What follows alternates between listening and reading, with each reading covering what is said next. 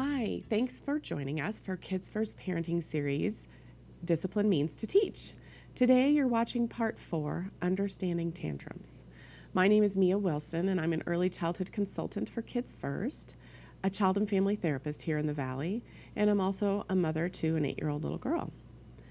The information I'll be sharing with you today comes from 3 of our favorite parenting experts, Dr. John Gottman of the Talaris Institute and Parenting Counts, and Dr. Tina Payne-Bryson from the Center for Connection, and Dr. Dan Siegel from the Mindsight Institute. Together, Dan and Tina have co-authored 3 books, The Whole Brain Child, No Drama Discipline, and The Yes Brain. To start off, let's just clarify what tantrums are. I'm going to read this to you. Tantrums are raw and unplanned, extreme emotional responses that are a normal part of a child's development. That's right. Tantrums are normal. And I think that we forget that sometimes because they can push our buttons so fast and they can feel really overwhelming to us as a parent and also to the child. And we just want them to go away. But it's really important to remember that tantrums are normal.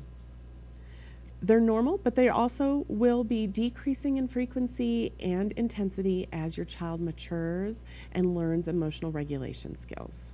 Let's talk about a few things that can be underlying a tantrum. They can be triggered by lots of different things. For example, when a child's feeling emotionally overwhelmed in a situation, that can trigger a tantrum. Facing a task that is too difficult for their developmental stage can be frustrating. Similarly, if a child feels misunderstood by a caregiver because they don't have the communication skills to explain what they need or what they want, it can be really frustrating for them. So that relates to their developmental level as well. When a child is feeling sick or tired or hungry, hot or uncomfortable, or is needing your attention because they're feeling kind of lonely, that can trigger a tantrum. If something that they're not expecting happens, like it's time to put the toys away or it's time to lay down for nap, if they're not expecting that, or mommy or daddy has to leave unexpectedly, that can trigger a tantrum. And another one is feeling overpowered by someone. So again, when we're asking them to do something, asking a child to do something they don't want to do, we have all the power. And that can trigger the downstairs brain. And can send the child into like a hijacked state. That can look like a tantrum. So Dan and Tina actually identify 2 different types of tantrums. They talk about an upstairs tantrum in their books, and they talk about a downstairs tantrum. I'm going to start by explaining what a downstairs tantrum is first. They call it a downstairs tantrum because it comes from the downstairs part of the brain, where the amygdala is.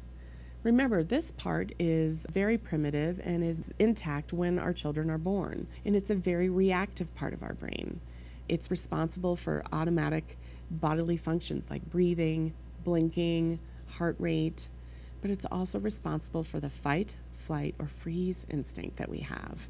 And so anytime our brain as an adult or our children's brains feel like they're in distress or their safety is being threatened, the amygdala, or the downstairs brain, kicks into gear. Sometimes we call this flipping our lid, or flipping their lid. Our child's brain will flip into being hijacked by the amygdala because they can't handle the distress.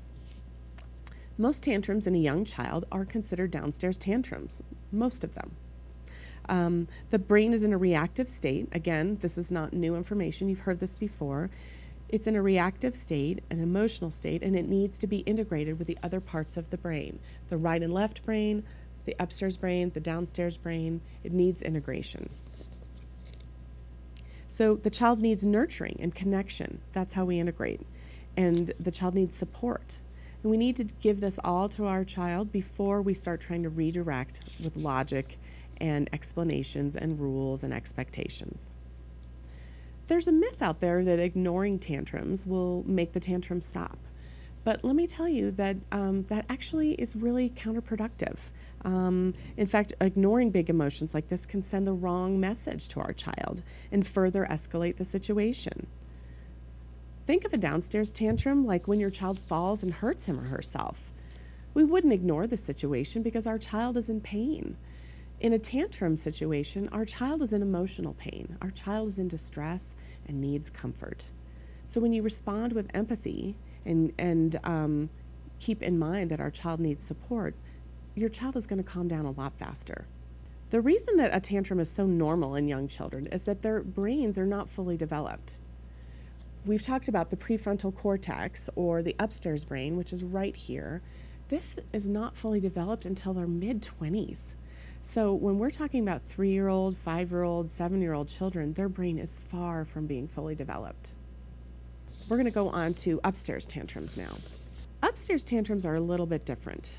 These are emotional outbursts that are a bit more premeditated. Our child uses the upstairs brain to behave in an emotional way on purpose to either obtain something or avoid something. They might be trying to obtain a later bedtime, or a piece of candy, or a treat, or they might be avoiding cleaning up or avoiding bedtime. In these situations, you should still validate your child's feelings, and you can still be kind and loving and supportive, but you need to set limits around inappropriate behavior and remind your child of what the expectations are. Be clear about your expectations by wording them in positive ways, staying calm, and not giving in to this upstairs tantrum. Dan and Tina have a funny way to think about this. They say, never negotiate with a terrorist. If your child's emotions and behaviors seem a little more intentional, then it's probably an upstairs tantrum. I'll give you an example from our household. When my daughter was younger, she would sometimes become tearful and complain of a sore leg all of a sudden when it was time to clean her room or go upstairs to get ready for bed. It was easy to know that this was an upstairs tantrum because she had just been bouncing around the house happily, having a great time. So I knew she was just trying to get out of doing something.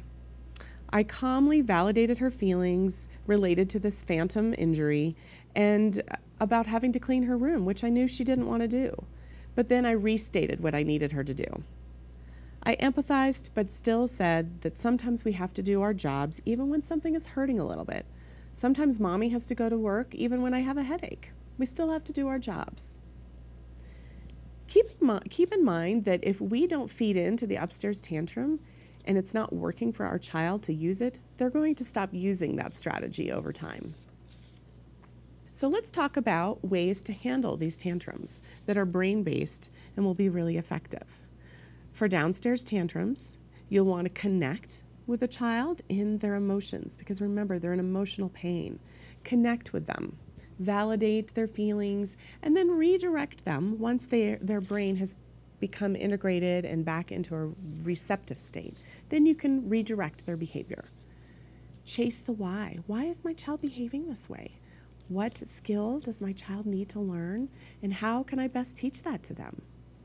Chase the why. Is my child just hungry or hot?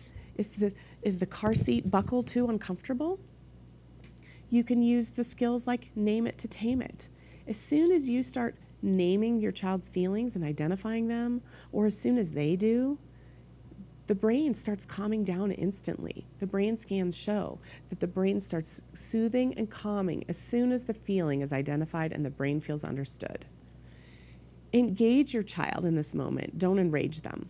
So challenge them to come up with a solution after you've connected.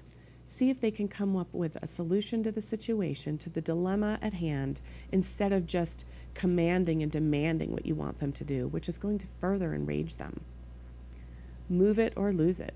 One time my daughter was just hysterical, crying, and I couldn't figure out why. And I just took her hand and we just started walking down the street, walking around the block, listening to the trees blowing in the wind, feeling the sunshine shining on us, and she calmed down. We moved her body so she stopped losing her mind. It worked like magic. When you have an upstairs tantrum on your hands, though, you validate feelings and you set limits. Remember, you don't want to negotiate with a terrorist. Let's take a look at Dr. Tina Payne Bryson talking about the importance of being emotionally responsive and what that looks like. All right, so let's start with lesson number 1.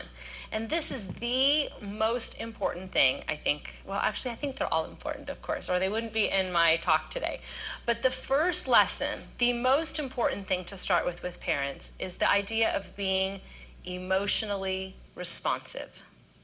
Now, what do I mean by that? I really mean that when a child is experiencing an emotion, whether that's a positive emotion, a negative emotion, a really reactive, explosive emotion, or more of a shut down kind of emotion, whatever's going on for them, what's most important is that we see what their actual experience is, what they're really feeling, and then we validate it. We tune into it and respond to it. Now, I know that in your interactions with your significant other, there are times you have big feelings about things. Maybe it's rational, maybe it's not rational, maybe you're stressed out and you're overreacting in bigger ways than are maybe even necessary. But that's how you feel in the moment. And sometimes the way we respond to our children, if we were to think about our significant other responding to us in those ways, we would realize that those responses are often not very helpful.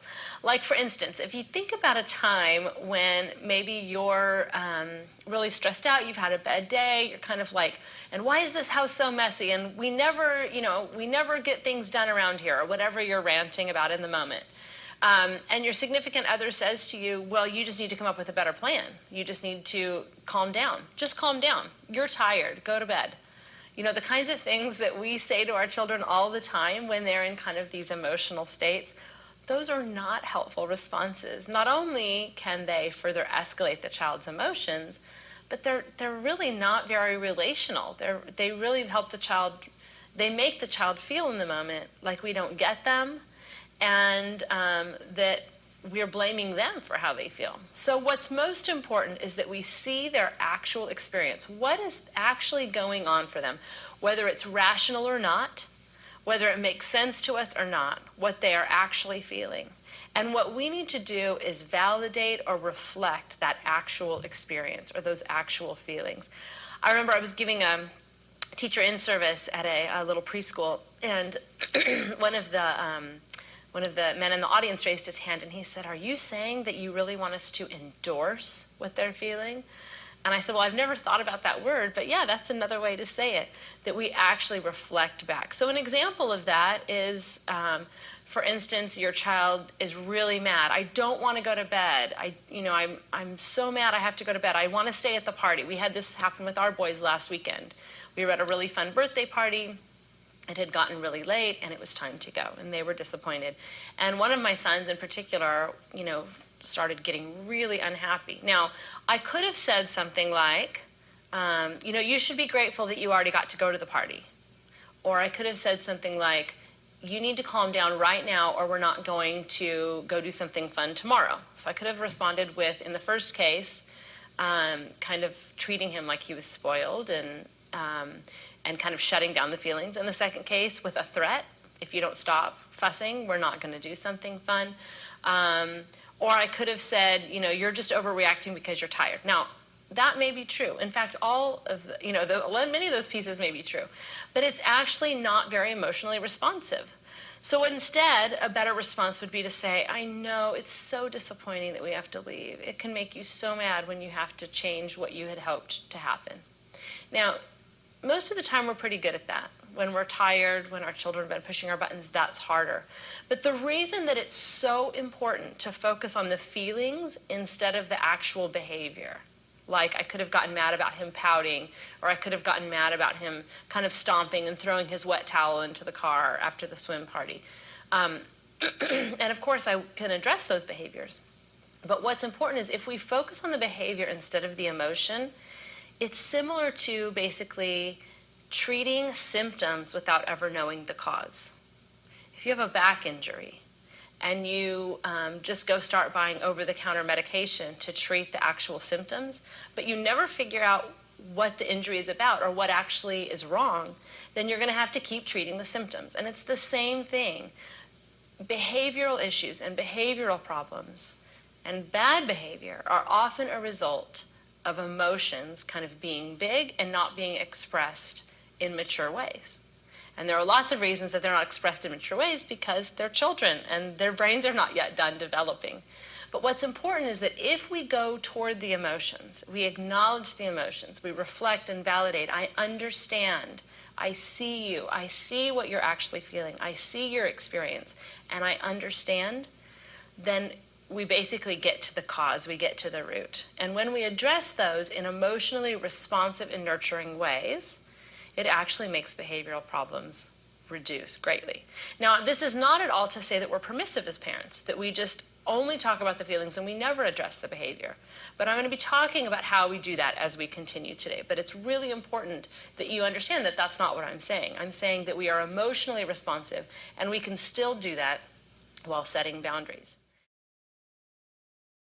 So I hope Tina's explanation about what emotionally responsive parenting looks like, I hope that helps you think about ways that you can really see your child and what this experience, this emotional experience or this challenge that they're facing, I hope you can see that in your child to convey that you are there with them, that you understand, and that you really want to support them.